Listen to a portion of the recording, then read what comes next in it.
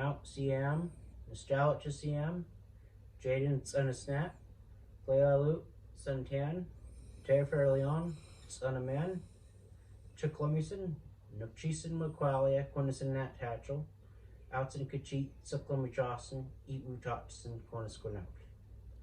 Phair-Williams is my dad. My mom is Phair-Williams.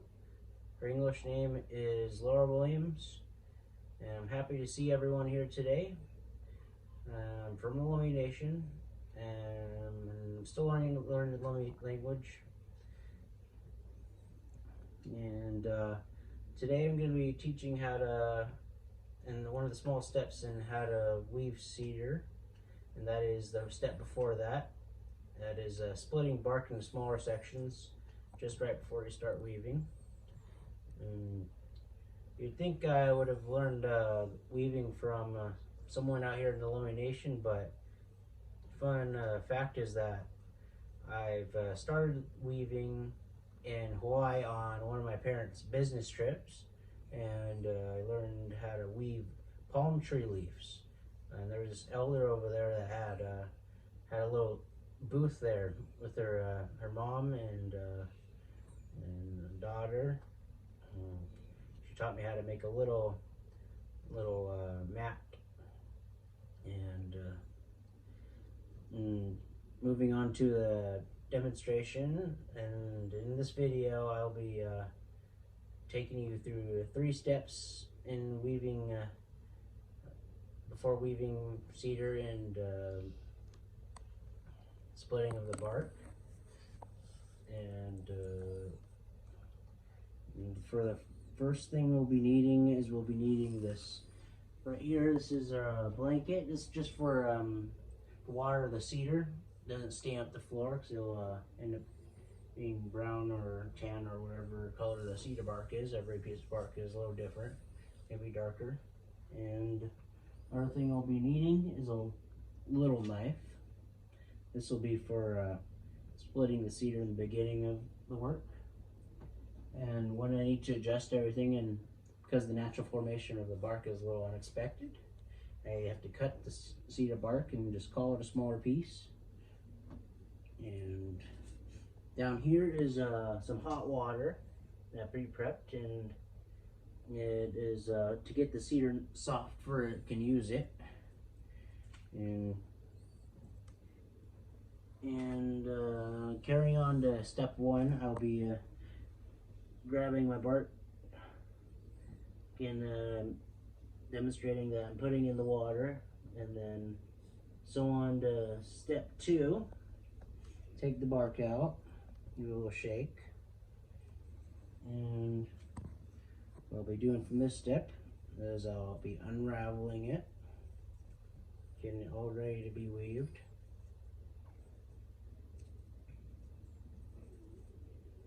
And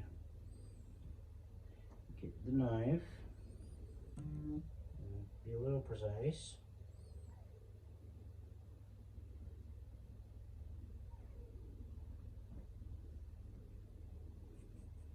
Good thing is do this, I learned from someone, is to get a little tug there. And then you start splitting it. And looks like this one's already starting to get a little funny on me, so we have to grab the knife and readjust.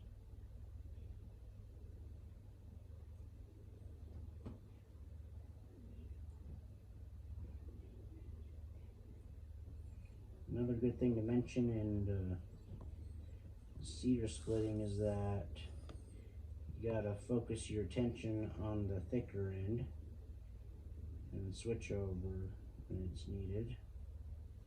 And it's all about adjusting and getting better at things for having a smoother piece of bark. And I'm still learning, or else I'd be done by now. So I'm taking my time as I learn.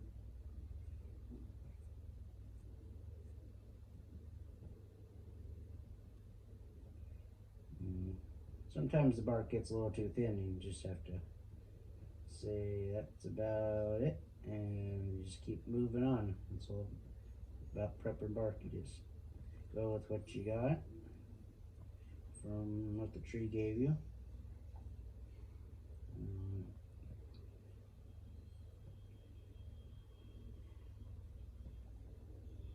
Another good thing to do is think about what you want to make while you're splitting the bark. There you go. Looks like I'm going to call it good right there. And now, just about done with step 2. Now, moving on to the final step, and that is organizing the bark. And a lot of people have different ways of organizing bark, so there's no right or wrong way to do it. It's just what you're taught, or your own ideas too. So since I'm new, I'm just going with what I was taught, and people learn their own methods, and that's what I'm going with here.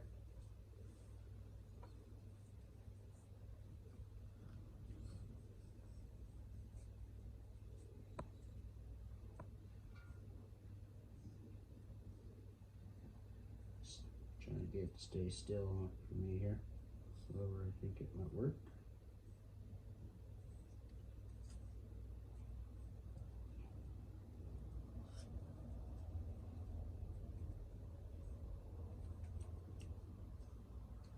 Okay, so now we got our bark all done.